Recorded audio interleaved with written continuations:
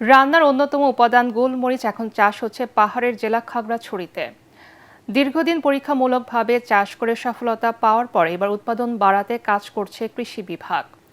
মাটি ও আবহাওয়া অনুকূলে থাকা এই অর্থকরী মশলাটি পাহাড়ি জনগোষ্ঠীর অর্থনৈতিক চিত্র বদলে দিতে পারে, এমনটাই আশাবাদ কৃষি বিজ্ঞানীদের। খাগড়াছড়ি থেকে আবু দাউদের রিপোর্ট জানাচ্ছেন মাসুদ রানা। বাংলাদেশে গোলমরিচের বড় একটি অংশ আমদানি হয় ভিয়েতনাম থেকে। এর পাশাপাশি আসে ভারত ও ইন্দোনেশিয়া থেকেও। গত কয়েক বছর ধরে পরীক্ষামূলকভাবে গোলমরিচ চাষে ইতিবাচক ফল পেয়েছে খাগড়াছড়ি পাহাড়ি কৃষি গবেষণা কেন্দ্র।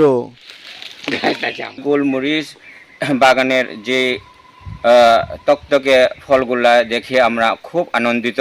সংশ্লিষ্টরা বলছেন, চাষ পদ্ধতি সহজ, প্রক্রিয়াজাত ও রক্ষণাবেক্ষণ খরচ কম এবং বাজার মূল্য বেশি হওয়ায় গোলমরিচ হতে পারে লাভজনক একটি ফসল। গোলমরিচ চাষ অত্যন্ত উপযোগী, বিশেষ করে এই অঞ্চলের মাটি, জলবায়ু, বিশেষ করে আমাদের ঢালু জমিতে এবং প্রাকৃতিকভাবে জন্মে ওঠা যে গাছগুলো রয়েছে সেটির সাথে এই লতা জাতীয় গাছকে আমরা সহজে খাপ খাওয়াতে পারি। অনুকূল জলবায়ুর সুবিধা কাজে লাগিয়ে পাহাড়ি এলাকায় গোলমরিচ চাষ ছড়িয়ে দিতে কাজ করছে কৃষি বিভাগ।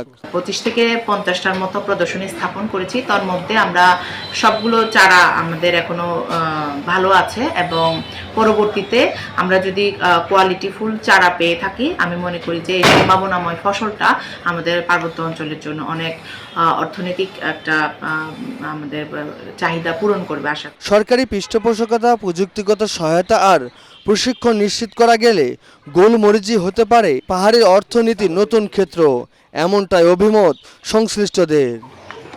Bureau report, ATN Bangla.